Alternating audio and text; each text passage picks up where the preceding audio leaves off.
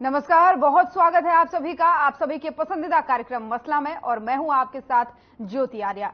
हरियाणा में एक तरफ चुनावी शोर है तो दूसरी तरफ विपक्ष का हंगामा भी जोर पकड़ रहा है। प्रदेश सरकार के खिलाफ कांग्रेस ने एक बार फिर से मोर्चा खोल दिया है। सैनी सरकार को अल्पमत में बताते हुए कांग्रेस ने एक बार फिर से राजभवन में दस्तक देने का फैसला लिया है। गुरुवार को नेता प्रतिपक्ष भूपेंद्र सिंह हुड्डा के नेतृत्व में कांग्रेस विधायकों का प्रतिनिधिमंडल राज्यपाल बंडारू दत्तात्रेय से मुलाकात करेगा। दरअसल कांग्रेस सरकार को बर्खास्त करके राष्ट्रपति शासन लगा करके विधानसभा के चुनाव करवाने की मांग करने वाली है। 3 निर्दलीय विधायकों के सरकार से समर्थन वापसी के चलते सैनी सरकार के अल्पमत में होने की बात सामने आई है। ऐसे में 90 सदस्यों वाली विधानसभा में वर्तमान में कुल 87 विधायक हैं। विधानसभा की मौजूदा स्थिति के हिसाब से नायब सरकार को बहुमत के लिए 44 विधायकों की जरूरत है। बीजेपी के खुद के 41 विधायक हैं। सिरसा से जो है हलोपा विधायक गोपाल कांडा और पृथला से निर्दलीय विधायक नयनपाल रावत का सरकार को समर्थन मिला है। अब ऐसे में सरकार के पास कुल 43 विधायक हैं, यानी बहुमत के लिए एक और विधायक की जरूरत है। हालांकि जेजेपी के कुछ विधायक जरूर बीजेपी का समर्थन लोकसभा चुनाव में करते नजर आए, और अगर यह समर्थन अभी भी मिलता रहा तो ऐसे में विधानसभा में बहुमत पेश करने की नौबत भी आती है अगर, तो नायब सरकार के सामने किसी तरह का कोई संकट नहीं दिखता। बहरहाल अब हर किसी की नजर कांग्रेस के अगले कदम पर होगी, लेकिन कांग्रेस की भी मुश्किलें इस बीच बढ़ने वाली हैं। कांग्रेस को बड़ा झटका प्रदेश में लगा है, क्योंकि कांग्रेस की कद्दावर नेता किरण चौधरी बीजेपी में शामिल होने वाली है। बताया जा रहा है कि बेटी श्रुति चौधरी को टिकट न मिलने के चलते नाराज चल रही थी, जिसके चलते उन्होंने अब अपना इस्तीफा भी आलाकमान को भेज दिया है। अब ऐसे में कई सवाल खड़े होते हैं, लेकिन सबसे बड़ा सवाल सरकार को अल्पमत पर घेरने वाली कांग्रेस खुद का परिवार कैसे बचाएगी और विधानसभा चुनाव में कैसे अपनी नैया पार लगाएगी, सबसे बड़ा सवाल बनता है।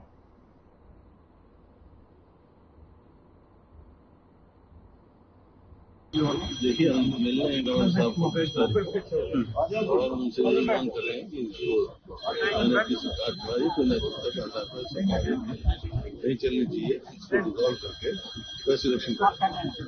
अभी तो उनकी सोच है, लेकिन कांग्रेस का परफॉर्मेंस बहुत अच्छी रही है।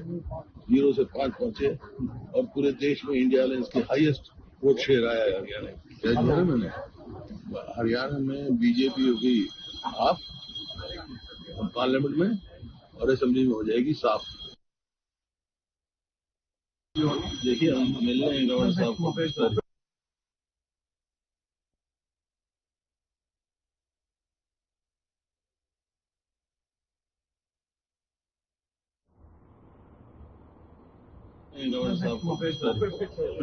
और उनसे यही मांग कर रहे हैं कि जो किसी कार्यवाही को नैतिकता के आधार पर नहीं चलनी चाहिए, इसको रिजॉल्व करके वैसे इलेक्शन करें। अभी तो उनकी सोच है, लेकिन कांग्रेस का परफॉर्मेंस बहुत अच्छी रही है। 0 से 5 पहुंचे और पूरे देश में इंडिया में इसकी हाईएस्ट वोट। तो हरियाणा की राजनीति में एक बार फिर से भूचाल आता दिख रहा है। जहां एक और कांग्रेस अल्पमत के मुद्दे पर फिर से सरकार को घेरने को तैयार है, तो वहीं कांग्रेस को भी प्रदेश में एक बड़ा झटका लगा है। 2 से 3 महीने मात्र है विधानसभा चुनाव को, और ऐसे में अभी बड़े बड़े नेता जिनमें किरण चौधरी, श्रुति चौधरी कांग्रेस का दामन छोड़ रही हैं, बीजेपी में शामिल होने वाली है, ऐसा बताया जा रहा है। और उससे पहले अपना इस्तीफा भी जो है आलाकमान को भेज चुकी हैं। मल्लिकार्जुन खड़गे को अपना इस्तीफा भी भेज दिया है किरण चौधरी ने। और ऐसे में कहा जा रहा है कि अगर श्रुति चौधरी जो है और किरण चौधरी जो है बीजेपी में शामिल होते हैं तो ये कांग्रेस के लिए तो बड़ा झटका होगा ही, लेकिन बीजेपी के लिए आने वाले चुनाव में एक बड़ी मजबूती के तौर पर देखा जा रहा है। लेकिन उससे पहले अल्पमत के मुद्दे को लेकर के एक बार फिर से विपक्ष मोर्चा खोला बैठा है और जो है लगातार राज्यपाल से मुख्यमंत्री के इस्तीफे की मांग कर रहा है और राष्ट्रपति शासन लगाते हुए विधानसभा चुनाव करवाने की मांग कर रहा है। और इसी को लेकर के बताया जा रहा है कि कांग्रेस का एक डेलीगेशन फिर से राज्यपाल से मुलाकात करेगा और अपनी इस मांग को रखेगा। लेकिन उस बीच सवाल तो ये उठता है कि जहां अल्पमत को लेकर के कांग्रेस घेरने की तैयारी में है बीजेपी को, लेकिन उससे पहले उनको कितना बड़ा झटका लग रहा है और ऐसे में कैसे विधानसभा चुनाव में अपनी नैया पार लगाएगी कांग्रेस, जहां आत्मविश्वास से इस बार भरी हुई है कि हम 70 पार जाने वाले हैं। तो ये कई सवाल खड़े करता है, कई सवाल पैदा करता है, क्योंकि इससे पहले भी तमाम अन्य दल जो थे वो घेर रहे थे टिकट बंटवारे को लेकर के कांग्रेस को, कि मनमर्जी के हिसाब से टिकट बंटवारा हुआ है। और कई सारे कांग्रेस नेताओं के बीच में भी यह असंतोष देखा जा रहा था कि टिकट बंटवारा सही से नहीं हुआ है। और इसी बीच ये खबर सामने आना कि किरण चौधरी जो है कांग्रेस छोड़ रही है और बताया जा रहा है कि अपनी बेटी यानी श्रुति चौधरी को टिकट ना मिलने पर नाराज चल रही थी, क्योंकि बताया जा रहा है कि भिवानी महेंद्रगढ़ से टिकट मांग रही थी श्रुति चौधरी के लिए किरण चौधरी, और ऐसे में जब टिकट नहीं मिला तो लगातार जो है नाराजगी की खबरें सामने आ रही थी। हालांकि कांग्रेस इससे मना जरूर कर रही थी लगातार, लेकिन अब जो परिणाम देखने को मिल रहे हैं उससे यह अंदाजा लगाया जा रहा है कि कहीं ना कहीं एक बार फिर से असंतोष के चलते कांग्रेस को एक बड़ा नुकसान भुगतना पड़ सकता है, क्योंकि श्रुति चौधरी जिनकी एक अच्छी पकड़ है और दक्षिण हरियाणा में जो है एक अच्छा वोट बैंक है उनके पास, तो ऐसे में उनका अभी कांग्रेस को छोड़ करके जाना कांग्रेस के लिए एक बड़ा झटका साबित हो सकता है आने वाले चुनाव में। हालांकि उन्होंने ये भी कहा है कि बहुत अच्छा अस्तित्व वो कांग्रेस का नहीं देख रही हैं आने वाले चुनाव में, यानी विधानसभा चुनाव में। उसको लेकर के भूपेंद्र सिंह हुड्डा ने जवाब भी दिया था। उन्होंने कहा था कि इंडिया गठबंधन जो है बहुत अच्छा किया प्रदर्शन लोकसभा चुनाव में और आने वाले समय में भी अच्छा करेगा। अब उनका ये बयान और श्रुति चौधरी का और किरण चौधरी का ये कदम किस ओर आगे जाकर के कांग्रेस को ले जाएगा, ये तो देखने वाली बात होगी। फिलहाल ये कांग्रेस के लिए एक बड़ा झटका माना जा रहा है। लेकिन दूसरी तरफ कांग्रेस जो है इस मुद्दे को भी लगातार भुनाने में लगी है कि अल्पमत में सरकार है, मुख्यमंत्री को इस्तीफा देना चाहिए, राज्यपाल से फिर से मिलने का समय मांगा है। एक डेलीगेशन यानी प्रतिनिधिमंडल कांग्रेस का जो है कांग्रेस के विधायकों का राज्यपाल से मुलाकात करेगा और जो है बर्खास्त करके सरकार को राष्ट्रपति शासन लगा करके दोबारा से विधानसभा चुनाव कराने की मांग वो करने वाला है। अब ऐसे में देखने वाली बात ये होगी कि क्या राज्यपाल का डिसीजन होगा मुलाकात के बाद से, क्या कांग्रेस का जो डेलीगेशन होगा उसका अगला कदम क्या होगा, और ऐसे में आने वाले चुनाव में कांग्रेस को किरण चौधरी का जो है साथ न मिलना किस हद तक के लिए नुकसान देगा, ये भी देखने वाली बात होगी।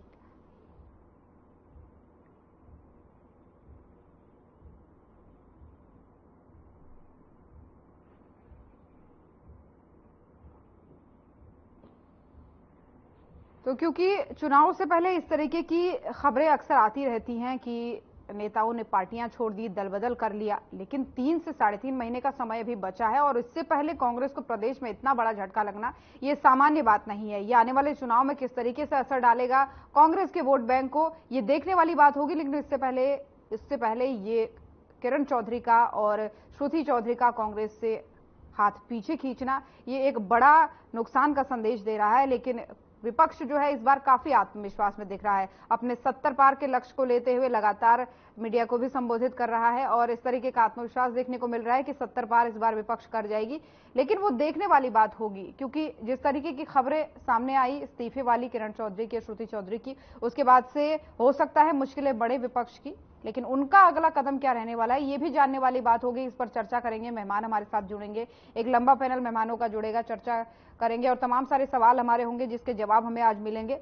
लेकिन उससे पहले आपको बता रहे हैं, ये तस्वीरें भी दिखा रहे हैं किरण चौधरी की अपनी बेटी श्रुति चौधरी के साथ नाराजगी के चलते बताया जा रहा है कि टिकट बंटवारे को लेकर के असंतोष उनके मन में था, इसीलिए वो कांग्रेस छोड़ रही हैं और बीजेपी में शामिल हो रही हैं। खबरें अभी तक ये सामने आ रही है कि 24 घंटे के अंदर ही वो पार्टी की सदस्यता ले लेंगी और ये भी बताया जा रहा है कि केंद्रीय मंत्री मनोहर लाल की मौजूदगी होगी जब वो सदस्यता ग्रहण करेंगी बीजेपी की। इससे पहले वो इस्तीफा अपना भेज चुकी हैं आलाकमान को, यानी हाईकमान को, मल्लिकार्जुन खड़गे को अपना वो इस्तीफा भेज चुकी हैं। तो आने वाले चुनाव में इसका कितना असर देखने को मिलेगा ये जानना काफी दिलचस्प होगा और इसी पर चर्चा आज हम करने वाले हैं और अलग अलग पार्टियों के प्रवक्ता हमारे साथ जुड़ेंगे, उनसे आपके सवालों के जवाब लेंगे।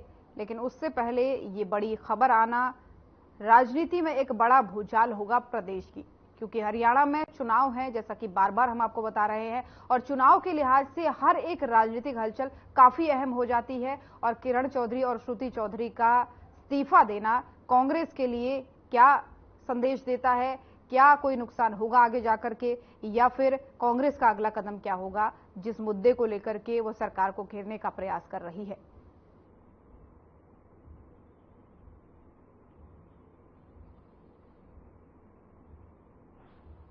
क्योंकि एक बड़ा वोट बैंक जो है दक्षिण हरियाणा में किरण चौधरी का है, किरण चौधरी का कहे चाहे श्रुति चौधरी का कहें, क्योंकि एक बड़ा वोट बैंक है और दक्षिण हरियाणा की राजनीति काफी प्रभावित होती है इनके नाम से। तो ऐसे में इनका पार्टी छोड़ करके जाना क्या पार्टी के लिए नुकसानदायी होगा? और खबरें तो तमाम आ रही हैं क्योंकि अभी राज्यसभा की जो सांसद हैं थे दीपेंद्र हुड्डा, उन्होंने भी पद से इस्तीफा दिया, लोकसभा के सांसद बन चुके हैं। तो ऐसे में इस सीट को लेकर भी कयास लगाए जा रहे हैं। बताया जा रहा है कि बीजेपी में शामिल होंगी तो हो सकता है बीजेपी इस सीट से राज्यसभा के लिए दावेदारी उनकी पेश करे। हालांकि ये देखने वाली बात होगी, क्योंकि जब भी इस तरीके की कोई हलचल वाली खबर सामने आती है तो तमाम सारे कयास और तमाम सारे एक्सपर्ट जो है वो अपनी अपनी राय देते हैं इस बात को लेकर के। ये देखने वाली बात जरूर होगी। और कहा तो ये भी जा रहा है कि हो सकता है तोसाम सीट से जो है आने वाले विधानसभा में श्रुति चौधरी को विधायकी का टिकट दिया जाए बीजेपी की तरफ से, अगर वो अभी शामिल होते हैं। तो तमाम सारे कयास हैं, तमाम सारी बयानबाजियां हैं, लेकिन अभी तक की जो बड़ी अपडेट है और एक बड़ा भूचाल जो हरियाणा की राजनीति में आता हुआ दिख रहा है तो वो यही है कि एक कद्दावर नेता मानी जाने वाली वर्तमान में विधायक हैं और एक बड़ा वोट बैंक इनको प्रभावित करता है। तो ऐसे में उनका बीजेपी में शामिल होना कांग्रेस छोड़ करके क्या कांग्रेस को किसी तरीके का नुकसान पहुंचाएगा? क्योंकि इससे पहले तमाम सारी गुटबाजी की खबरें जो हैं वो प्रदेश भर से आती रही हैं, चाहे वो एसआर के गुट की बात करें, चाहे वो हुड्डा गुट की बात करें। कई बार अलग अलग धड़ों में कांग्रेस को बांटते हुए जो है बयानबाजियां दी जाती हैं।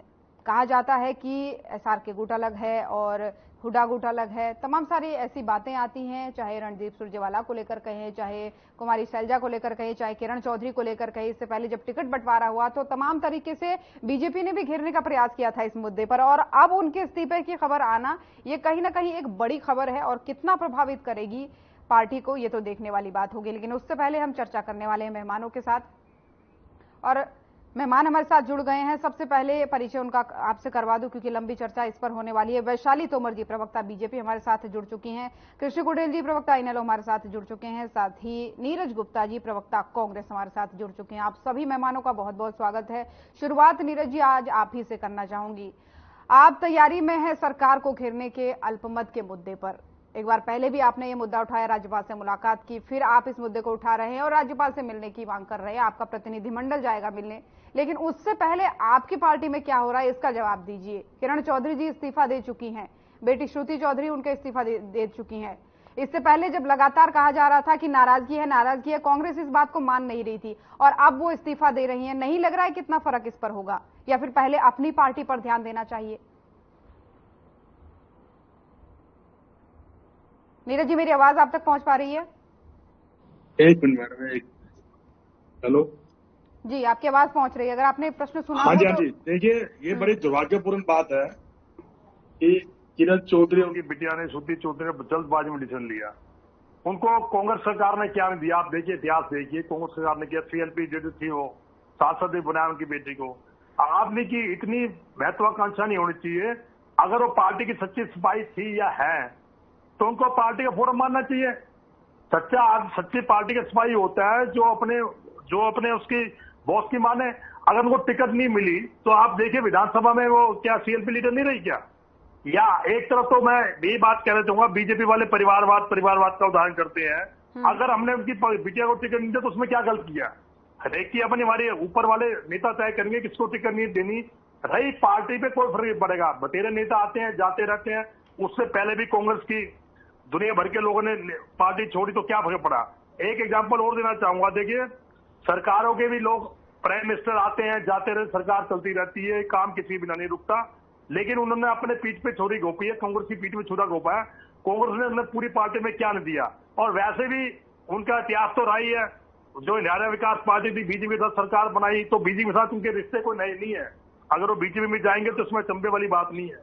लेकिन उनको अगर कोई बात थी, हमारे पार्टी के मल्लिकार्जुन बॉक्स से मिलना चाहिए था, ऊपर मिलते, इतनी जल्दबाजी में डिसीजन लिया। आप इनको इतिहास भूलना चाहिए। जो परिवार आज तक बीजेपी में गए हैं उनका सत्यानाश हो गया। या तो पार्टी नहीं बची, ये बीजेपी की थोड़ी रही है, बीजेपी सोच रही है जिसको वो मिलाती है उसका सत्यानाश कर देती है। आप उनको एक राज्यसभा का पद दिख रहा है कि शायद मेरी बिटिया राज्यसभा बन जाए। अरे भाई, राज्यसभा बन जाए, उससे पहले भी तो सांसद थी। तो क्या आपकी पार्टी के प्रति निष्ठावान यही है कि आपको बनाया जाए, आपकी बेटी को बनाया जाए? एक तरफ तो पक्ष बोलता है परिवारवाद और परिवारवाद के कारण से टिकट नहीं, तो हमने क्या गलत नहीं किया? नीरज जी, आपका कहना सही है, लेकिन अगर मैं गलत नहीं हूं तो कई सारे नेताओं ने ये बात बोली थी, कुमारी शैलजा ने खुद बोली थी जब आलाकमान के पास वो गई कि प्रचार नहीं हो रहा है हमारे पक्ष में, एकजुटता से काम नहीं हो रहा है। शैलजा भी ये आरोप पहले लगा चुकी है, किरण चौधरी ने आरोप लगाते हुए पार्टी छोड़ दी। आपकी बात ठीक है। इसमें हरियाणा कांग्रेस क्या करेगी? आप ये तो ऊपर वाले ऑर्डर करेंगे, हमारे प्रभारी देखेंगे, मलिक खक्कर देखेंगे, उनको कंट्रोल करना चाहिए। इसमें तो हरियाणा कांग्रेस को जैसा देश है, हरियाणा कांग्रेस अपना काम कर रही है, हरियाणा कांग्रेस को इनका विरोध कर रही है कि आप इनको टिकट ना दो, उनको टिकट ना दो। सबसे पूछा जा रहा है, सबका पैनल बनता है, ये बबरिया का काम है, प्रदेश अध्यक्ष का काम है, ये ऊपर वाले देखेंगे। खाली किरण चौधरी ने तो ये भी बोला है, इल्जाम क्यों लगाया जा रहा है कि किरण चौधरी ने ये भी बोला है कि उनको आने वाले विधानसभा में कोई फ्यूचर नहीं दिखता है कांग्रेस का यहाँ पर प्रदेश में। देखिए अगर वो, ये तो भाई हंसने वाली बात होगी, अगर वो टिकट मिल जाती फिर क्या फ्यूचर दिखता। अच्छा फिर इनको गम किस बात का, अगर फ्यूचर नहीं दिखता तो पहले चले जाना चाहिए था। आप उनको कौन सा बीच में फ्यूचर नजर आ गया। अगर कांग्रेस कोई भी सीट ना जीतती तब तो मानता फ्यूचर नहीं है, आप 5 सीट जीतने के बाद उनको फ्यूचर नजर नहीं आ रहा, तो इनको इतनी पीड़ा क्यों है। आप इतने सालों से कांग्रेस में रही, कांग्रेस का सीएलपी के लीडर का पद लिया आपने, सब कुछ। हरियाणा कांग्रेस ने क्या नहीं दिया बताओ उनको। आप हरियाणा सेंट्रल मंत्री भी रही, सब कुछ रही, तो आप ये बात सिर्फ अपना मंसूबा पूरे ना हो तो इससे पार्टी छोड़ दो। एक तरफ तो कहती है कांग्रेस का फ्यूचर नहीं है, तो बीजेपी का कौन सा फ्यूचर है। आज तक तो आपकी ये बात आप तो स्वीकार करेंगे ना कि कुछ गड़बड़ चल रहा है, पहले से ही चल रहा है, क्योंकि पहले तो जब गुटबाजी की खबरें आपसे बोली जाती थी आप कहते थे कि कोई गुटबाजी नहीं है, सब बढ़िया चल रहा है, सब एकजुटता है। देखिए किसी को रोका नहीं जा सकता, हर एक की अपनी विचारधारा, कोई कहीं ना जाए, इससे पार्टी के ऊपर नहीं पड़ रहा। मैं आपको अभी भी यकीन दिला रहा हूँ, पार्टी में नेता आते जाते रहते हैं, पार्टी भी कांग्रेस पार्टी बहुत बड़ी है। आप पूरे हिंदुस्तान लेवल पे छोड़े, बड़े बड़े नेता छोड़ गए, तब पार्टी में नहीं फर्क पड़ा। जब हमारे कांग्रेस के बड़े बड़े नेता छोड़ गए थे, जो आज वो एमपी बने हुए हैं, केंद्रीय मंत्री बने हुए हैं, बीजेपी सरकार में बीजेपी कहती थी कांग्रेस मुक्त शासन, कांग्रेस मुक्त हो जाएगी, कांग्रेस कहीं पाइपलाइन में देखिए माने न माने नुकसान तो बहुत हुआ कांग्रेस को, जितने भी बड़े बड़े नेता छोड़ के गए, चाहे किसी राज्य में आप देख लीजिए, किसी भी नुकसान बहुत हुआ इस बात को, चाहे आप माने न माने। लेकिन मैं यहाँ पर एक रिएक्शन आपका अल्पमत वाले मुद्दे पर लेना चाहूंगी। देखिए इस पर चर्चा करेंगे नीरज जी। मैं आपकी बात से सहमत हूँ, पार्टी में नुकसान होता है, लेकिन पार्टी उभर भी जाती है। अगर ये कांग्रेस मुक्त भारत का सपना दे रहे थे बीजेपी वाले, आज हम 44 सीटों से 99 पे आ गए, धीरे बढ़ रहे हैं। अगर जिस पार्टी ने 40-50 साल शासन करा तो क्या बड़ी बात है, उसमें करेक्शन तो आता ही है, कुछ विचारों का मतभेद भी होता है।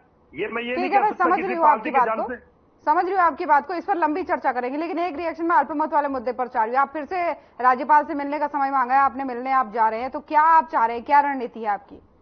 देखिए अल्प मुद्दे पे हमने समय 20 जून का हमें समय मिला, इसमें कोई दुराई नहीं है। 20 जून का देखिए 29 एमएलए हमारे हैं, आज मैं स्थिति दिखा दूं, 29 कांग्रेस के, जसपा को मिला के 10, एक आईएनएलडी 1 और अदर 4 हमें समर्थन पड़ाता है, उसको मिला के होते हैं 44 और बीजेपी के हैं 43। तो हम कोशिश कर रहे हैं और अभी 2-4 सीटें खाली हैं, उसको लेफ्ट में 86 भी रह जाएंगे तो 43 बराबर बनते हैं। आप मुझे पता है कि राज्यपाल के विवेक पे डिपेंड करता है, 6 महीने तक तो उनकी सरकार कहीं जाते नहीं, क्योंकि 3 महीने तो वैसे बच्चे हैं, 6 महीने तक फ्लोर टेस्ट नहीं कर सकता। ये तो इनके विवेक पे निर्भर करता है, कराएंगे नहीं कराएंगे। तब क्यों फिर आप इस मुद्दे को इतना उछाल रहे हैं, 2-3 महीने बाद तो चुनाव ही होने वाले हैं। देखिए राष्ट्रपति शासन लगा दे, क्या दिक्कत है अपने विवेक पे कि सरकार जब 2 महीने बाद चुनाव 3 महीने बाद होने ही है, तो आपको क्या दिक्कत है, यही तो हम पूछ रहे हैं। देखिए हमें कोई दिक्कत नहीं, हम तो फ्लोर टेस्ट की मांग रहे हैं, हमें लोगों को पता होना चाहिए ना, इनकी सरकार राजनीति में है नहीं है। चलिए ठीक है, आगे चर्चा करूंगी, आप भी मेहमान बने हुए हैं। अगर देखिए कानूनी टेक्निकल बात है, 6 महीने से पहले नहीं हो सकता। अगर इन पे है तो ये फ्लोर टेस्ट कर दे, इनको क्या दिक्कत है। जब इनकी सरकार सेफ है फिर इनको क्या प्रॉब्लम है। हमारी शंका दूर कर दे, जनता की शंका दूर कर दे कि सरकार अल्पमत में है नहीं है। चलिए ठीक है, खैर जिन जेजेपी विधायकों की आप बात कर रहे हैं वो सभी जानते हैं कि वो उनमें से कई तो ऐसे हैं जो बीजेपी का समर्थन कर रहे हैं। खैर वो आगे वाली बात होगी, मैं आपसे चर्चा करूंगी लंबी, लेकिन उससे पहले और भी मेहमान जुड़े हुए हैं। वैशाली तोमर जी भी बनी है। वैशाली की आवाज पहुंच पा रही है मेरी? आपकी आवाज मुझ तक नहीं पहुंच पा रही, शायद म्यूट है आपका कॉल। नहीं ज्योति जी मेरे तो पहुंच रही है। बिल्कुल। सवाल देखिए ये है, 2 बड़ी खबरें हैं। एक तो फिर से अल्पमत पे सरकार को घेरने की तैयारी में कांग्रेस है, राज्यपाल से मिलने का समय मांगा है और उनका कहना है कि भाई आपके पास है अगर बहुमत तो बताइए कहां है। और दूसरी बात ये, किरण चौधरी जो है अभी बीजेपी में शामिल होने वाली है, ऐसी खबर आ रही है, कुछ ही घंटों में बीजेपी में वो शामिल हो जाएंगी। तो ऐसे में कांग्रेस को तो नुकसान है ही है, ये साफ दिख रहा है, लेकिन वो ये कह रहे हैं कि हमें कोई फर्क नहीं पड़ता। ऐसे नेता कई आए कई गए, लेकिन आपको कितना फायदा इससे होने वाला है, कितनी मजबूती आपको मिलने वाली है? जी देखिए ज्योति जी, सबसे पहली बात तो ये है कि जिस तरह से नीरज चोपड़ा जी कह रहे थे कि फ्लो टेस्ट कर लें और जनता को और उनका शक दूर कर दें, हमें जनता को तो कोई संदेह है ही नहीं और इनका संदेह दूर करने की हमारी कोई रिस्पॉन्सिबिलिटी नहीं है। इनके जो संदेह होते हैं वो बेबुनियाद और बेवजह के होते हैं। कितने एमएलए चाहिए और कितने इनके पास है, ये करे ना, ये एक बार दिखा दे इनके पास कितने एमएलए हैं। इनके पास तो पूरे एमएलए ही नहीं है, और जितने हैं वो भी सब के सब। आपको ज्योति जी मेरी आवाज आ रही है? आ रही। हेलो, आ रही है आपकी आवाज। शायद मेरा कनेक्शन, आपकी आवाज तो आ रही है, चले ठीक है, तकनीकी खामी है, कुछ सही कराने का प्रयास कर रहे हैं। एक और मेहमान हमारे साथ जुड़े हुए हैं, कृष्ण कुटेल जी, प्रवक्ता इनेलो। कुटेल साहब, कैसी परिस्थिति देख पा रहे हैं? कांग्रेस का कुनबा धीरे धीरे टूटता हुआ दिख रहा है, एक बड़ी नेता, लेकिन उनका कहना है कि हमें कोई फर्क नहीं पड़ता। दूसरा, अल्पमत पर भी वो घेर रहे हैं सरकार को। तो अल्पमत के मुद्दे पर क्या आप कांग्रेस का समर्थन करते हैं, ये मेरा सवाल है। और दूसरी बात यह है कि जो किरण चौधरी जी अभी छोड़ने की बात कर रही है, बीजेपी में शामिल होने की बात कर रही है, क्या आपको लगता है इससे कांग्रेस को बड़ा नुकसान होगा? क्योंकि कांग्रेस को नहीं लगता हमें कोई नुकसान होगा। देखिए ज्योति जी, पहले कई बार डिबेट के अंदर ये बातचीत हो चुकी है। हेलो, हाँ आ रही है आपकी आवाज, रखी बात अपनी, कि कांग्रेस गुटों के अंदर बटी हुई है, जिससे कि जो है कि उसका खामियाजा जो है कि कांग्रेस को भुगतना पड़ रहा है। लेकिन इनके कोई भी प्रवक्ता डिबेट में आए तो उन्होंने इस बात को स्वीकार नहीं किया कि हमारी कांग्रेस के अंदर कोई किसी प्रकार की गुटबाजी नहीं है। और आज कि पहले तो अशोक तंवर जी को निकालने का काम किया, और अब किरण चौधरी जी जो है कि बाहर आउट वो होने जा रही है। जब व्यक्ति उपेक्षा का शिकार होता है तो वो व्यक्ति अलग निर्णय लेने पर विचार करता है, और ये किरण चौधरी का जो मामला है कुछ ऐसा ही है, क्योंकि लोकसभा चुनाव के अंदर अगर श्रुति चौधरी को जो है महेंद्रगढ़ भिवानी सीट दी जाती तो शायद एक सीट कांग्रेस की ओर बढ़ जाती। तो ये कांग्रेस का अंदरूनी मामला है, हमें इसके ऊपर जो है कि ज्यादा जो है कि गहरी चिंता नहीं करनी चाहिए। रही दूसरी बात, जो अल्पमत में जो सरकार है और कांग्रेस जो है कि उसके ऊपर जो कि अपना निर्णय लेने जा रही है और राज्यपाल से मिलने जा रही है। लेकिन ज्योति जी, मैं यहाँ पर ये कहना चाहूंगा कि कांग्रेस ने जो है 5 साल तक जो सरकार थी तो नाटकबाजी का खेल जो है कि वो किया है, और जब निर्णय इन लोगों ने सही लेना था तो उस वक्त तो इन्होंने निर्णय नहीं लिया, और अब फिर ये नाटकबाजी करके जो है कि जनता को गुमराह करने का काम करते हैं कि भाई देखो हम तो जो है कि उसके खिलाफ है, और जो है कि सरकार जो है कि वो गिरनी चाहिए, और भाई शायद ऐसा भी आक्षेप ये लगाने के लिए तैयार हो जाएंगे कि ये राज्यपाल का निर्णय है, राज्यपाल भी जो है कि यानी आप ये कह रहे हैं कि ये सब नाटकबाजी चल रही है कांग्रेस की, वो चाहती नहीं है कि बीजेपी की सरकार गिरे।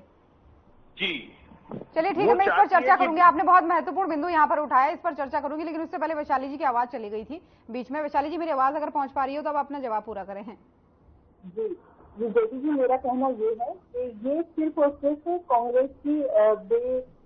कांग्रेस की सिर्फ और सिर्फ संदेह दूर करना हमारा कोई काम नहीं है। इनको अगर लगता है कि इनके पास पूरे एमएलए है तो ये खुद फ्लोर टेस्ट करें। हमने तो पहले भी किया था, और आज भी हमारे पास पूर्ण बहुमत है, और पूर्ण बहुमत के साथ साथ आप देखिए कि कांग्रेस के कई और विधायक, अभी तो आपको श्रुति चौधरी और इनका किरण जी का मिल रहा है, कई और विधायक हमारे साथ आने को ललायत ले रहे हैं, कई और विधायक आपको मिलेंगे कि जो हमारे साथ आ रहे हैं। तो ऐसा कुछ भी नहीं है। इनको क्या है, सिर्फ एक पत्र लिखकर भेजा है, अभी तो पत्र भी शायद नहीं पहुंचा है। खुद जाए, खुद बात करें, हमें कोई दिक्कत नहीं है, कुछ भी करें, क्योंकि हमारे पास पूर्ण बहुमत है, और पूर्ण बहुमत से सरकार दोबारा से बनेगी। हमारे जितने एमएलए हैं पूर्ण सबके सब पूरे हैं, हमें कोई दिक्कत नहीं है कहीं भी। दिक्कत इन लोगों को है कि इतनी कोशिश करने के बावजूद भी इनके लोग ही इन्हें छोड़कर जा रहे हैं, और ये कहीं ना कहीं इनकी जो मेंटल स्थिति है वो इस तरह की है कि लाख कोशिश करने के बाद भी सरकार नहीं बना पा रहे हैं। इनको आने वाली विधानसभा के चुनाव की स्थिति साफ नजर आ रही है कि इन्हें कुछ भी करके इनको लग रहा है कि हरियाणा में कांग्रेस की सरकार बना पाएंगे, लेकिन बिल्कुल भी ऐसा नहीं होने वाला है, बिल्कुल भी नहीं होने वाला है। इन्हें जितने इनके विधायक है अब की बार वो भी नहीं जीतेंगे, इसलिए उनको स्थिति साफ नजर आ रही है, वो इसीलिए बीजेपी ज्वाइन कर रहे हैं। अच्छा, उनको स्थिति आपका कहना है कि साफ नजर आ रही है कि आने वाले एक साल में यानी आने वाले समय में एक बार फिर से बीजेपी की सरकार बनने वाली है, इसीलिए वो आपके साथ आ रही है, आप कह रही हैं। खैर, इस पर और चर्चा मैं करूंगी, लेकिन यहाँ पर एक ब्रेक का वक्त हो चला है, तो यहाँ पर रुकेंगे एक छोटे से ब्रेक के लिए, जल्द हाजिर होंगे।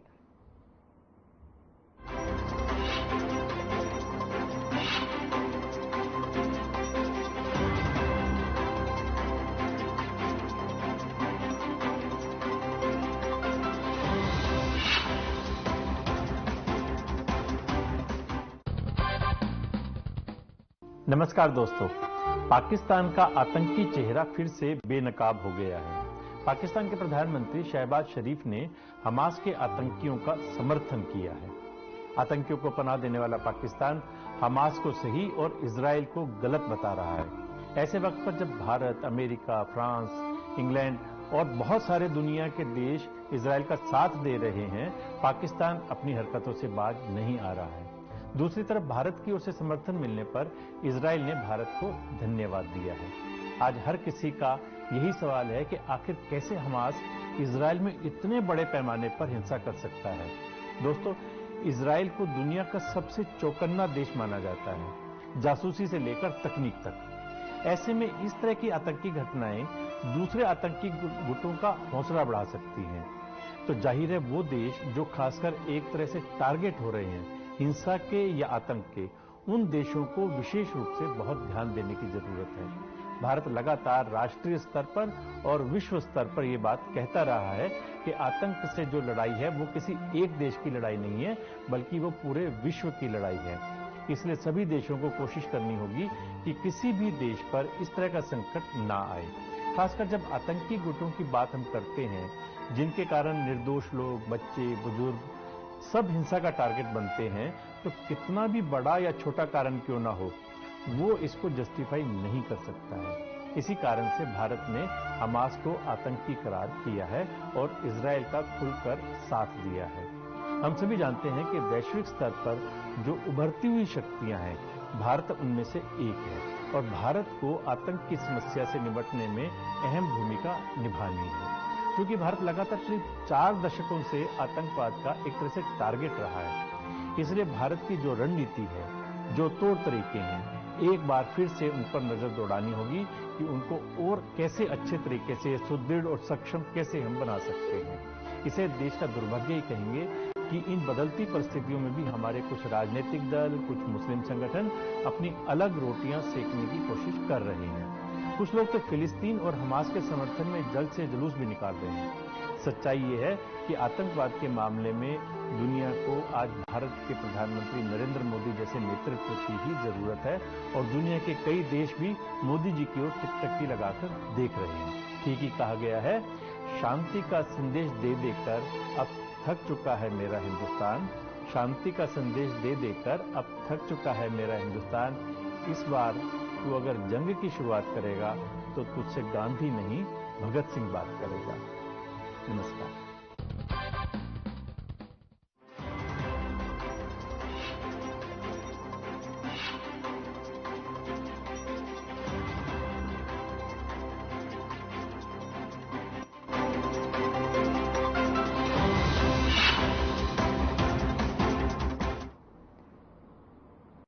तो ब्रेक के बाद एक बार फिर से स्वागत है आप सभी का। चलिए चर्चा में आगे बढ़ते हैं। मेहमान भी बने हुए हैं। नीरज जी, आवाज पहुंच पा रही है मेरी? जी जी। नीरज जी, आपने भी आंकड़ा बताया कि 29 आपके हैं, 10 जेजेपी के हैं और बाकी अन्य एक आध निर्दलीय। जिन 29 की आप बात कर रहे हैं उसमें से एक किरण चौधरी आज इस्तीफा दे चुकी, पहली बात। और दूसरी बात, जिस जेजेपी की आप बात कर रहे हैं उसमें से 2 से 3 या फिर ज्यादातर मैं तो कहूंगी 4 से 5 ऐसे हैं जो खुले तौर पर बीजेपी को समर्थन देते हैं। तो कहां से ये आपका आंकड़ा हो गया आपके अनुसार? किरण चौधरी ने अगर इस्तीफा दे दिया तो 90 में भी तो कम होंगे ना मैडम, वो 90 में तो लेस होगा ना। दोबारा इलेक्शन हो गया, दोबारा उनको इस्तीफा स्वीकार तो नहीं हुआ ना, और वैसे भी उनको वोट देने का राइट नहीं रहेगा तो 90 में भी कम होगा ना जी। एक हमारे वरुण जी थे, वो एमपी बन के उन्होंने इस्तीफा दे दिया तो उतना नंबर कम हो जाएंगे ना, 86 रह जाएंगे, 43। तो कहां से इनको बहुमत प्राप्त है? जो मैडम कह रही है कि हमें भी जीत करनी जूतनी, तो ठीक है, राज्यपाल जी हमें मौका दें, हम साबित कर देंगे कि बहुमत किसके साथ है, आपके साथ है, हमारे साथ है। इसलिए तो हम जा रहे हैं 20 जून को, फ्लोर टेस्ट की डिमांड कर रहे हैं, अपने सब नेताओं को ले जा रहे हैं, परेड कराएंगे, तब पता चलेगा, विश्वास प्रस्ताव लाएंगे किसके साथ है। ये तो कानूनी प्रक्रिया हम कर रहे हैं। अगर आपको ऐसा लगता है कि नहीं है, कोई संख्या नहीं दूर कर रहे हैं, तो आपके राज्यपाल जी हमें परमिशन दे दें। अगर हम हारेंगे तो हार जाएंगे, जीतेंगे जीत जाएंगे, उसमें क्या दिक्कत है? आपकी शंका दूर हो जाएगी, पता चल जाएगा कि इसके साथ कौन विधायक है। ऐसा कुछ नहीं है। देखो, मैडम जो कह रही थी, ये नंबर का गेम है कि नंबर होंगे तभी तो हम परेड कराएंगे ना जी। जब हम पे नंबर है, इसलिए हमने मौका ले लिया, नंबर को 20 जून का टाइम ले लिया उनसे। तो इसमें क्या प्रॉब्लम है? जब नंबर नहीं होगा तो बिना नंबर के हम क्या बहुमत सिद्ध कर पाएंगे? आप बताइए, आप पे नंबर थे क्या? आपने 75 पास का नारा दिया था, आप 40 में रह गए थे, तब नंबर कहां थे आप पे? आपने जसपा के साथ सरकार बनाई, आप जसपा के खिलाफ इलेक्शन लड़ते, जसपा को खूब इलेक्शन में नंबर तो इस बार आप भी 70 दे रहे हैं नीरज जी, 70 पार का नंबर तो आप भी दे रहे हैं। अब ये देखने वाली बात होगी कि आपका नंबर कहां तक पहुंच दिया है। बिल्कुल 70 पहुंचेंगे, हमारा नारा बेकार रह जाएंगे। पहले कांग्रेस में 70 सीट जीती है, कोई बड़ी बात नहीं, 2-4 सीट ऊपर नीचे होती है, पहले 70 जीत, आप 100% सीट आएंगी। जो इनका मैडम कह रही है कि तीसरी बार सरकार बनाएंगी, अहंकार इतना अच्छा नहीं है। आरएसएस को आप बड़ा भाई मानते हैं, बीजेपी छोटा भाई मानती है। आरएसएस बीजेपी की पहले भुगतिया, आरएसएस के मार्गदर्शन ने क्या बोला कि इतना अहंकार अच्छे नहीं है। इसी अहंकार कार्यक्रम तो सेंटर में हार गए, राम जी ने हरा दिया आपको। तो इतना अहंकार अच्छे नहीं है। आपको 10 साल के शासन में इतनी अहंकारी हो रही है। अरे कांग्रेस ने 50 साल शासन करा देश में, आपको 10 साल में ही हाल है। आप तो 10 साल में कह रहे थे निश्चित है तीसरी बार बीजेपी आएगी, बीजेपी आएगी। आप पे कौन सा मुद्दा है? राम के नाम पे वोट मांगे या विकास के नाम पे वोट मांगेंगे? राम के नाम पे तो वोट मांग के देख लिया आपने। अब तो आपके प्राइम मिनिस्टर मोदी जी, मैं पिछले 4 जून से डिबेट कर रहा हूं लगातार, किसी चैनल पे आपको कोई बीजेपी का साथी राम का नाम नहीं लेता। आप तो जय जगन्नाथ जय जगन्नाथ, क्योंकि उनके सारे सरकार बनी है दक्षिण की। तो अच्छा चलिए ठीक है, आप जवाब दे ही रहे हैं तो वैशाली इसका जवाब जरूर देंगे। लेकिन यहाँ पर कृष्ण कुटेल साहब भी हैं, उन्होंने कहा था कि ये जो अल्पमत वाला मुद्दा है, ये सब नाटकबाजी चल रही है।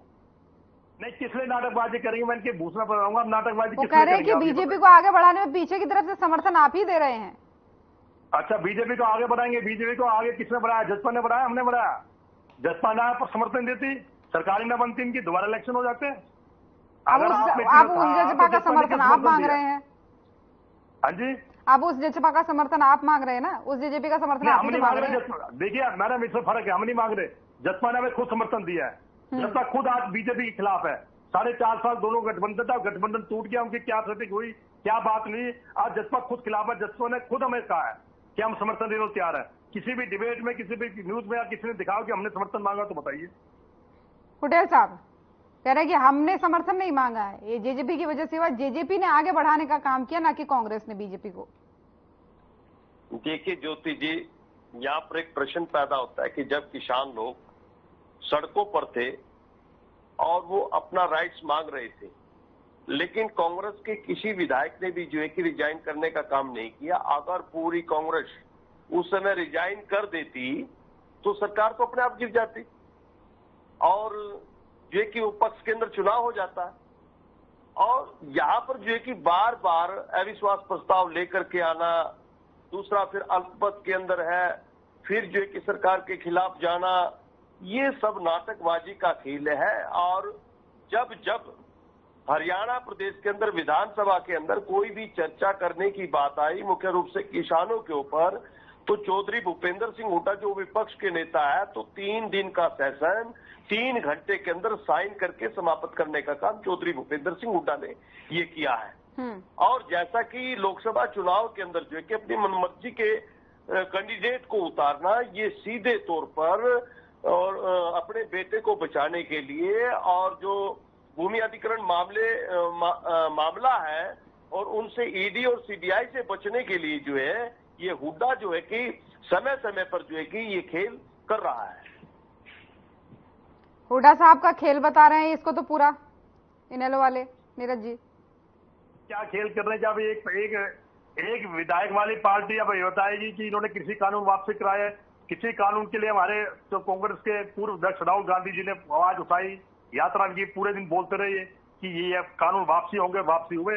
इन्होंने क्या किया? क्या हमारे भूपेंद्र हुड्डा जी किसानों के लिए नहीं गए? हमने खुद प्रदर्शन किया, फरियाद में प्रदर्शन किया, हर जगह प्रदर्शन किया, कहा नहीं किया? सिर्फ आपके मतलब कहना मतलब है कि आप एक विधायक वाली पार्टी ने कृषि कानून वापसी करा दिए। भाई साहब, त्याग पत्र से क्या होता? आपको गन्ना दिखा दूं, 40 सीटें बीजेपी की थी। अगर आप भी त्याग पत्र देते, हम भी त्याग पत्र देते, तो निर्दलीय कहा जाते, सरकार गिरती क्या उनकी? फिर भी उनका 46-47 थे, बताइए आप कैसी बातें करते हैं कि आपके त्याग पत्र देने से क्या होता? जसपा भी नहीं जाती, जसपा भी घेर देती, आप भी घेर देते, निर्दलीय कहा जाते, तब भी सरकार बीजेपी की बनी रहती। आपके हमारे पत्र के त्याग पत्र देने से क्या होता? क्या जनता पे दोबारा वोट डालते क्या खर्चे का? पहले विधान हरियाणा का बेड़ा गर्क हुआ हुआ है। 2014 में कांग्रेस सरकार गई थी, 60,000 करोड़ का कर्जा था, आज 4,40,000 का कर्जा है। भाई साहब ज्यादा उठा के देखिए। ये बीजेपी वाले विकास की बात करते हैं, कहां से बात करते हैं? आज आप पे भी, मेरी बहन पे भी, जो प्रवक्ता साथी उन पे भी एक रिपोर्ट देख लिया, 1,23,608 रुपए कर्जा प्रत्येक हरियाणा वासी पे। अच्छा ये बताइए, चलिए ठीक है, ये बात हम समझ गए। कुटेल साहब आऊंगी आपके पास, मैंने देख लिया, उसके बाद मुझे वैशाली जी पे भी जाना है, लेकिन उससे पहले एक छोटा सा सवाल और आप ही से लेना चाहूंगी नीरज जी। चलिए आपने कहा कोई नुकसान नहीं हुआ, क्या आप ये मानते ही नहीं है कि दक्षिण हरियाणा में अच्छी पकड़ है किरण चौधरी की, श्रुति चौधरी की? नहीं मानते बिल्कुल आप? क्योंकि कांग्रेस पार्टी में तो अब है नहीं, उन्होंने त्याग पत्र दे दिया, लेकिन वो भी सुनना चाहिए था। अपने पर्सनल हित साथ के पार्टी के बारे में सोचना चाहिए था। उनका इतिहास देखिए, 1986 से उन्होंने राजनीति शुरू करी, ऑल इंडिया महिला कांग्रेस की जनरल सेक्रेटरी थी। उनको हरियाणा से ज्यादा दिल्ली में 1991 डिप्टी कैबिनेट स्पीकर बनाया गया। आप देखिए उन पार्टी ने क्या क्या नहीं दिया। एक्साइज एंड टैक्सेस मिनिस्टर रही, कितनी बार मिनिस्टर रही है सरकार में, आप बताइए क्या नहीं दिया। CLP लीडर रही, क्या अगर उनकी बेटी को टिकट नहीं मिल पाई या किसी कारण नहीं मिल पाई तो इसलिए पार्टी छोड़ देंगे इतने साल से? ये उनको सुनना चाहिए था। आप ये बताइए, चलो पार्टी छोड़ दी, मैं उनसे पूछना चाहूंगा या बीजेपी के प्रवक्ता साथी से पूछना चाहूंगा, क्या राज्यसभा सीट फाइनल कर दी है क्या आपने, या आप दोनों के बीच ऐसी कोई डील हुई है? मुझे बताएंगे जरा, क्योंकि वो तो पार्टी इसलिए छोड़ के गई है, उनकी बिटिया को MP नहीं बनाया, तो शायद बीजेपी वाले उन्हें राज्यसभा सांसद बनाने जा रहे हैं क्या? ये बता दीजिए मुझे। चलिए ठीक है, वैशाली जी जवाब दे दीजिए। बिल्कुल भी परेशान न होइए, इतना गुस्सा और क्रोध की कोई आवश्यकता ही नहीं है, क्योंकि कितने भी एफर्ट कर लें, कुछ भी कर लें, बीजेपी सरकार नहीं गिरने वाली है और दोबारा से बीजेपी ही सरकार आने वाली है। देखिए ये तो आप भी मानेंगे कि कहीं ना कहीं जो आपके अध्यक्ष है, कहीं ना कहीं जो आपके उच्च शीर्ष पर जो नेतृत्व बैठा है, वो अपने ही कार्यकर्ताओं का मान सम्मान नहीं करता है उचित रूप से उन्हें। आप अभी देखिए, थोड़े दिन पहले शैलजा जी की वीडियो वायरल हो रही थी कि किस तरह से 8,500 रुपए देने का आपने लोगों को। नीरज जी सुन लीजिए, नीरज जी मैंने बहुत देर तक आपसे डिस्कशन की है, एक बार सुन लीजिए। नहीं, एक बार सुन लीजिए। वैशाली जी डिस्टर्ब नहीं किया, बिल्कुल भी नहीं किया। बीच में उन्होंने जितना भी जो भी बोलना चाहा उन्होंने बड़े अच्छे से बोला और हमने उनकी बात तसल्ली से इत्मीनान से सुनी। तो अभी देखिए, आपने कई जगह तो इस तरह से सरकार बनाई कि 8,500 रुपए जनता को मिलेंगे, 1 लाख रुपए माफ हो जाएंगे, 5 लाख रुपए वहां मिलेंगे। इतने वादे तो अब किस तरह से ऑफिस पे भीड़ लगी हुई है, पत्थर फेंके जा रहे हैं, शीशे तोड़े जा रहे हैं। उस दिन शैलजा जी को चोट लगते लगते बची। तो ये आलम तो आपके सांसद जी का है कि पार्टी के कार्यकर्ता ही उनको किस तरह का मान सम्मान और वो देते हैं। हमारे इधर पार्टी में लोग नाराज होते हैं, सच बात है कि भाई लोगों की नाराजगी होती है, क्योंकि कुछ कार्यकर्ता ऐसे होते हैं कि स्वहित को बहुत ज्यादा आगे रखते हैं, कुछ ऐसे होते हैं देश हित को आगे रखते हैं। जो देश हित को आगे रखते हैं वो पार्टी के साथ जुड़े रहते हैं। लेकिन ये बात भी सच है कि बीजेपी में इस तरह से महिलाओं को असम्मानित नहीं किया जाता, महिलाओं को इस दृष्टि से नहीं देखा जाता। आप देखिए, कुछ ही दिन पहले आपके कांग्रेस की राष्ट्रीय प्रवक्ता है रागिनी जी, उनका भी इस तरह का बयान वायरल हो रहा था। और अभी शैलजा जी के ऊपर भी किस तरह से पत्थरबाजी हुई, लाइन लगी हुई है, लोग इस तरह से नाराजगी दिखा रहे हैं कि हमने 8,500 रुपए के चलते हुए कांग्रेस को वोट दे दी और उनके कैंडिडेट ने आकर हमें झूठ में फॉर्म भरवाया और हमसे कहा कि 8,500 रुपए वोट डलते ही आपके अकाउंट में आ जाएंगे, और ऐसा कुछ भी नहीं हो रहा है। तो कितने लोग नाराज हैं। तो कहाँ से आप उनको, जैसी जहां कांग्रेस की सरकार आई आपने वहां पे पेट्रोल पे भी पैसे बढ़ा दिए, और बात करते आप उंगली उठाते हैं कि भाई बीजेपी सरकार महंगाई बढ़ा रही है, बीजेपी ये कर रही है, बीजेपी वो कर रही है। जहां कांग्रेस शासित प्रदेश है वहां आपने, यहाँ पर किसानों को आपने इतना भड़काया, यहाँ पर आंदोलन करवाया, सड़कों पे जाम करवाया इतना। लेकिन जनता भी मैं ये मानती हूँ कि जनता को भी ये पूछना चाहिए कि अगर कांग्रेस सरकार उनके भले के लिए सोच रही है, उनके भले के लिए कर रही है, तो जहां पर कांग्रेस की सरकार है वहां वो चीजें क्यों नहीं दे रही है, क्यों वहां पर जिस समस्या से वो बीजेपी पर उंगली उठाती है वहां उन समस्या से निजात क्यों नहीं दे देती है। तो ये सिर्फ और सिर्फ राजनीति है। राजनीति, अपनी राजनीति में सीटें आने के लिए लोगों को मोहरा बनाया जाता है, लेकिन ये तो लोगों को देखना होगा, ये तो जनता को देखना होगा कि सही मायने में विकास चाहते हैं कि अभी भी जातीय समीकरण को देखकर या इस को देखकर या छोटे छोटे 8,500 रुपए या इस तरह के लालच को देखकर फिर भी उन्हें किसको वोट देनी है। एक समय था जिस तरह से लाइनें लगती हैं सिलेंडर के लिए, 3-3 दिन तक सिलेंडर की लाइन लगी रहती थी और सिलेंडर नहीं मिलते थे। आपने भी देखा होगा नीरज जी वो समय। और आज देखिए कि अब गैस खत्म होती है, सिलेंडर बुक करा 5 मिनट में घर पहुंच जाता है। तो सुविधाएं तो क्यों नहीं मिली है? आज सुविधाएं मिल रही है, विकास हो रहा है। आप देखिए किस तरह के हाईवे, किस तरह की सड़कें हैं, किस तरह का इंफ्रा हो रहा है। लेकिन अब जनता को क्या है कि आप उन्हें वोट डालने से पहले कुछ इस तरह की भी फैमिलीज हैं, कुछ इस तरह के भी घर हैं कि जो रोजी रोटी जिनके लिए मायने रखती है, जिनको एक शराब की बोतल मायने रखती है, जिनको आप 2,000 रुपए पकड़ा दीजिए वो भी मायने रखती है। वो उनका एजुकेशन स्तर इतना बड़ा नहीं है, उनका माइंड इतना डेवलप नहीं हुआ है। तो ये चीजें हैं, ना ही तो इसमें मोदी जी का फॉल्ट है, ना ही उनकी नीतियों का फॉल्ट है जो इतने समय से चीजें चलती आ रही है, उससे धीरे धीरे ही उसमें बदलाव होगा। और रही बात अहंकार की, मुझे और किसी का नहीं पता, लेकिन मेरे अंदर अहंकार बिल्कुल भी नहीं है। तो मुझे तो इस तरह की बात ना ही बोले तो ज्यादा बेहतर होगा। चलिए ठीक है, लूंगी जवाब मैं नीरज जी से, लेकिन उससे पहले कुटेल साहब कुछ कहना चाह रहे थे। कुटेल साहब अपनी बात रखिए। देखिए, नीरज जी कह रहे थे कि चौधरी अभय सिंह चौटाला जी ने रिजाइन दिया और फिर इलेक्शन के अंदर जो है कि वो झोंकने का काम किया, यानी पब्लिक के ऊपर जो है कि बर्डन डालने का काम किया किसान आंदोलन के दौरान। लेकिन अब कांग्रेस क्या कर रही है? अभी 3 महीने जो है कि चुनाव के हैं, क्या अभी जो है कि चुनाव के अंदर जो है कि डालना चाह रहे हैं क्या सरकार को गिरा करके?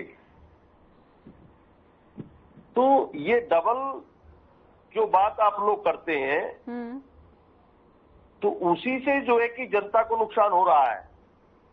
और जनता जो है कि आप दोनों पार्टियों का खेल जो है कि वो समझ चुकी है भली भांति, क्योंकि दोनों पार्टियों ने जो है कि आपने आजादी के बाद काफी लंबे समय तक जो है कि सत्ता अपने हाथ में लेकर के जो है कि वो सरकार चलाने का काम किया है।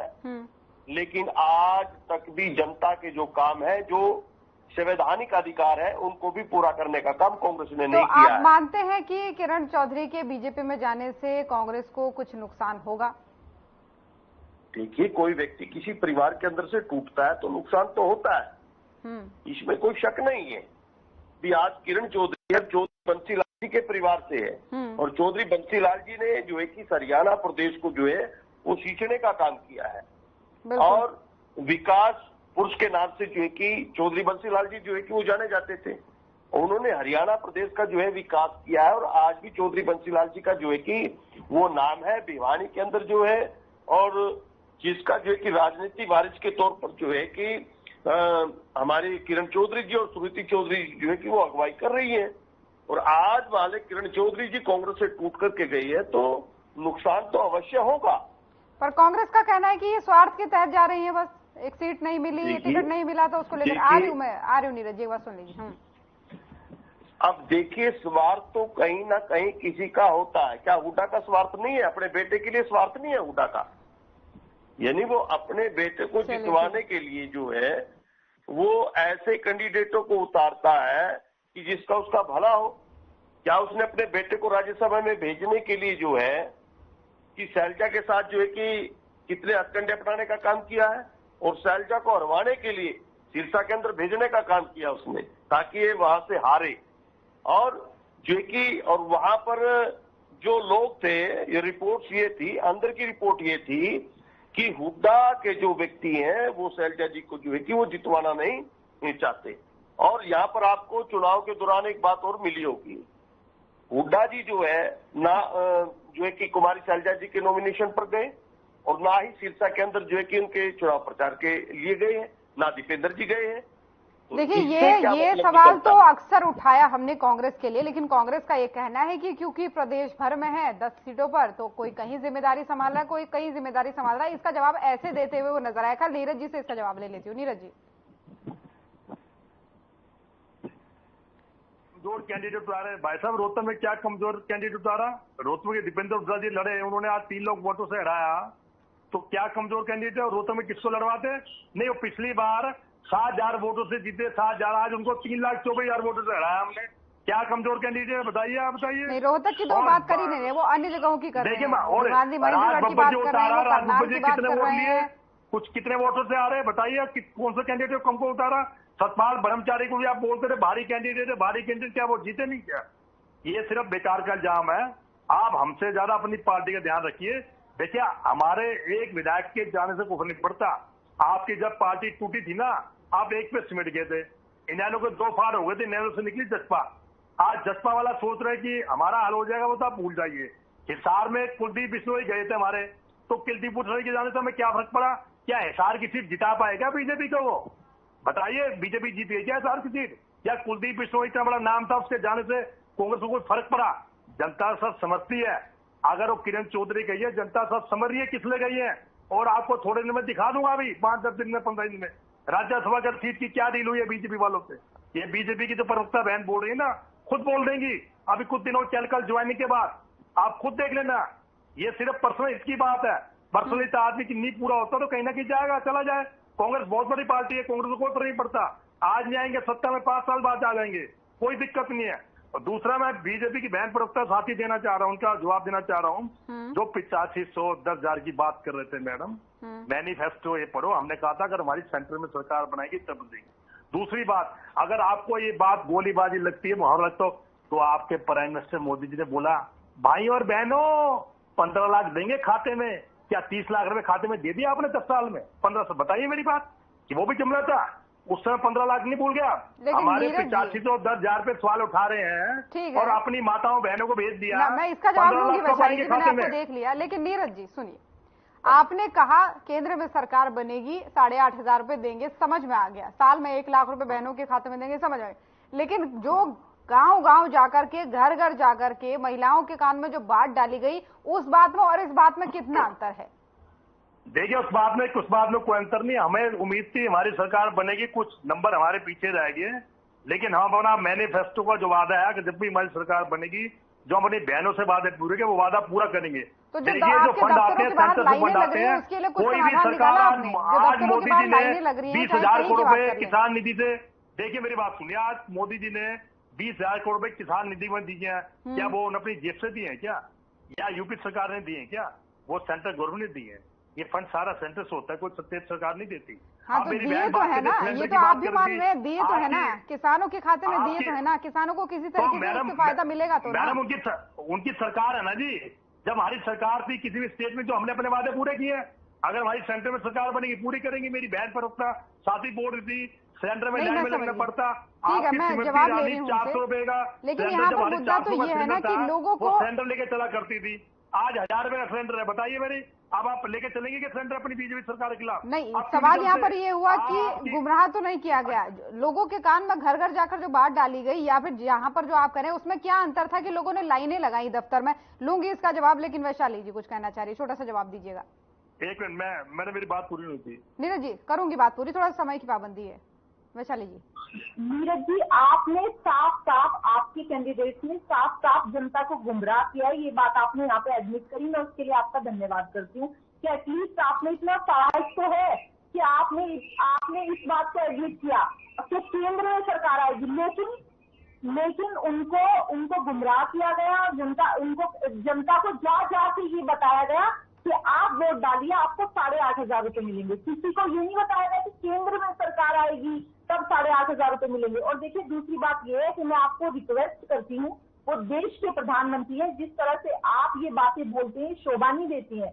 आज राहुल गांधी जी देश के जो इतना आंदोलन करते हैं, इतना सब कुछ करते हैं, लेकिन वो सम्मान नहीं पा रहे हैं। सम्मान पाने के लिए ना सम्मान देना जरूरी होता है। और सबसे बड़ी पद की गरिमा रखिए कि उनके शब्दों को जो भी कांग्रेस के प्रवक्ता बैठते हैं वो इस तरह की बातें, इस तरह का वर्ड निकाल के कहते हैं, अपने आप में बहुत ज्यादा शर्मनाक है।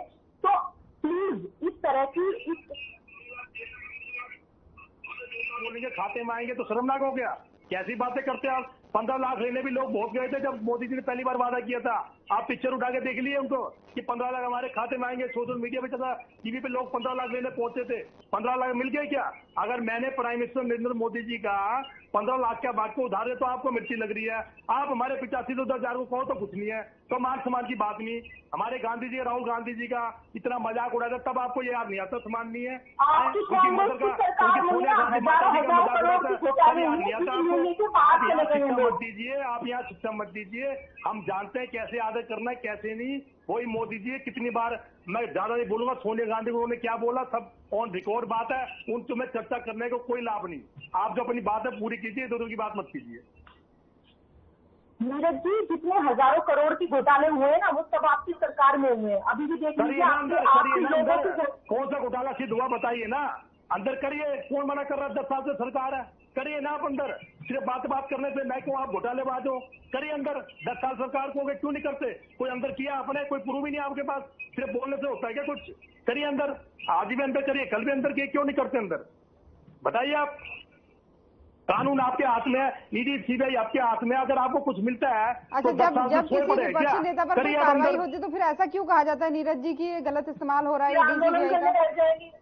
मैडम गलत इस्तेमाल भी हो रहा है तो ये तो अपना काम कर रहे हैं ना। तो किसके खिलाफ क्या प्रूफ मिला? चलो आप बताइए। आज तक ये कहते हैं गांधी परिवार के खिलाफ क्या प्रूफ मिला? कानूनी कार्रवाई चल रही है, आप करिए ना अंदर। आपको कौन रोक रहा है ना? आप करिए कार्रवाई। आप हरियाणा में मैं हरियाणा की बात करूंगा। हरियाणा में नगर निगम घोटाला हुआ, संसार का ऐसा घोटाला फरीदाबाद का जिसमें 200 करोड़ की पेमेंट हो गई। बीजेपी वाले इस पे चुप क्यों है? बीजेपी ने एक्शन क्यों नहीं लिया? किसको अंदर किया? उस डिपार्टमेंट के मंत्री को अंदर किया है, मंत्री का इस्तीफा लिया। खेल मंत्री को आपके यौन शोषण के रोप लेके आपने खेल मंत्री का इस्तीफा लिया।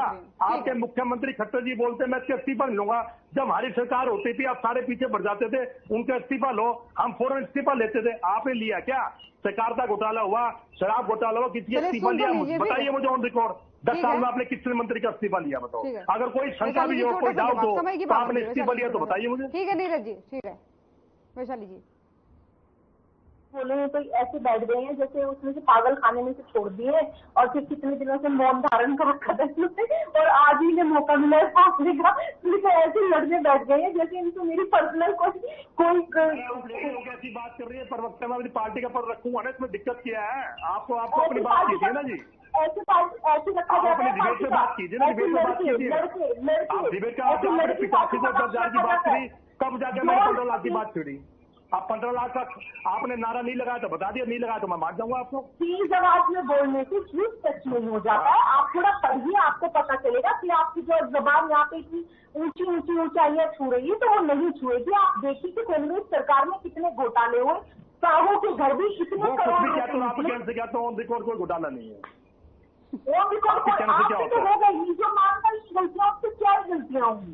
जो मानता ही उससे तो कुछ भी नहीं होंगी, कुछ भी नहीं होंगे। आप मानने को तैयार नहीं है कि इतनी हजारों कानून मौका देता, आप कहने से कुछ नहीं होता। आप मुझे बोले मैं भ्रष्टाचारी, आपको भ्रष्टाचार कानून सिद्ध करेगा उसको भ्रष्टाचार का आरोपी माना जाता है, भ्रष्टाचार सिद्ध दोष मुक्त माना जाता है और इलेक्शन से डिस्क्वालिफाई हो जाता है। ऐसे कोई कांग्रेस के खिलाफ, कांग्रेस के नेता के खिलाफ कोई भ्रष्टाचार सिद्ध हुआ? चलिए ठीक है, दोनों को रोक रही हूँ मैं यहाँ पर। छोटा सा जवाब मैं बस कुटेल साहब से लेना चाह रही हूँ, फाइनल कमेंट छोटा सा 10 सेकंड का। कुटेल साहब। देखिए ज्योति जी, आप कांग्रेस और बीजेपी को जो है कि देख रहे हैं और मैं पहले भी बोलता हूं ये एक सिक्के के दो पहलू हैं, यानी चोर चोर मुसेरे भाई। और इन्होंने दोनों ने ही जो है कि जब जब सत्ता इन लोगों के हाथ में आई है तो इन्होंने जनता को लूटने का काम किया है।